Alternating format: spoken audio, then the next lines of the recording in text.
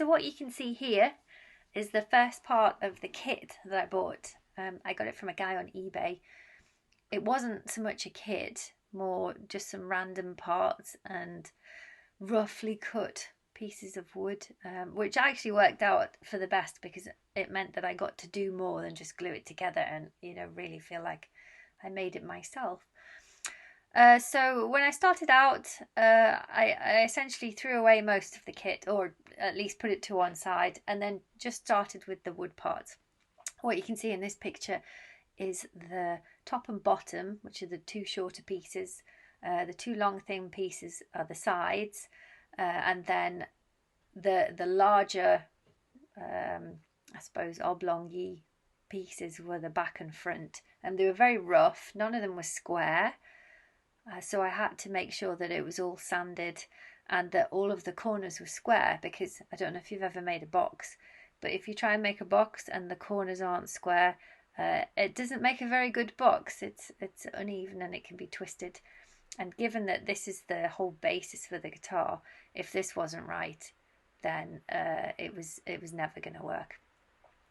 So this is a form of mahogany. I did look it up. I think it's African mahogany. It's whichever one isn't endangered. I think this chap, well, it looked like he just bought some offcuts because there are actually some staple holes in the pieces. But it was fine, you know, it is what it is. It's meant to be made from bits of old wood. They call them poor man's guitars. So I was fine with it not being perfect. As long as it was square, if there was the odd hole here and there or a funky mark, or it wasn't completely perfect, then actually that's all about what the cigar box guitar is about. So the first thing I did was square off all the pieces, make sure they were flat and smooth, because I needed to be able to glue them together, and it's important to get a good bond when you're gluing wood, otherwise it just snaps off. So you want some nice smooth surfaces with which to put your wood glue on, and then they'll stay for a long time. This was my first adventure in building a box. It's not as easy as you might think, and I did have some challenges with it, and when I get to those I will let you know. So the next thing I did after making sure all the pieces were square was I took the bottom and one of the side pieces and glued them together. And I wanted to make sure that the back of the box would sit inside the sides and the bottom, rather than being on top of it.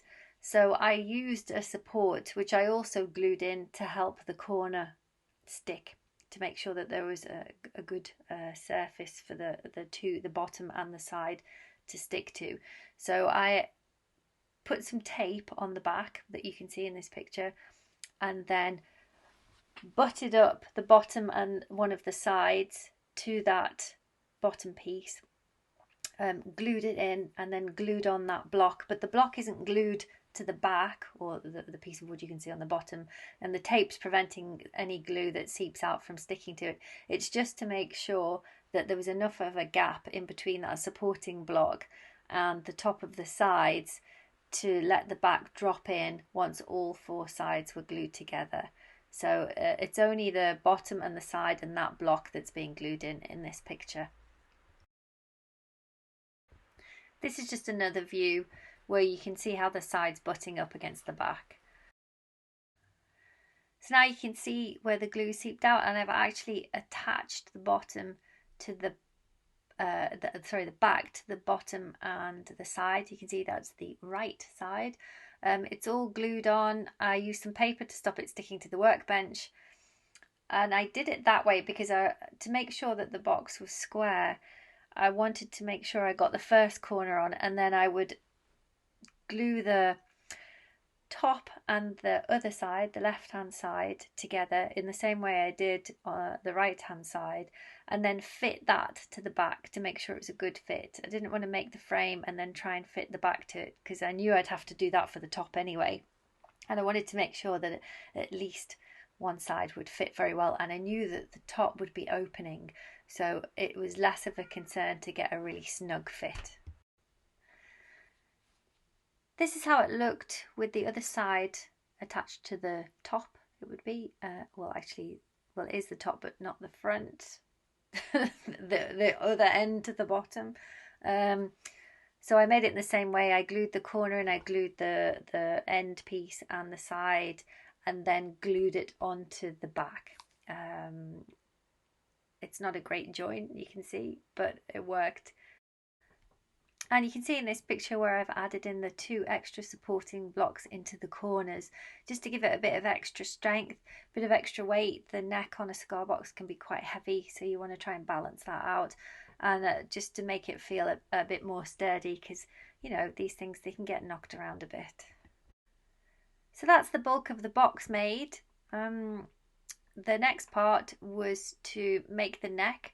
So I would have to make the neck before I did anything else to the body of the box, because it needed to be the slot cut to be fitted into the box whilst the box was still fairly simple, before you do any fiddling around with it or put any bells and whistles on it, just to make it easier.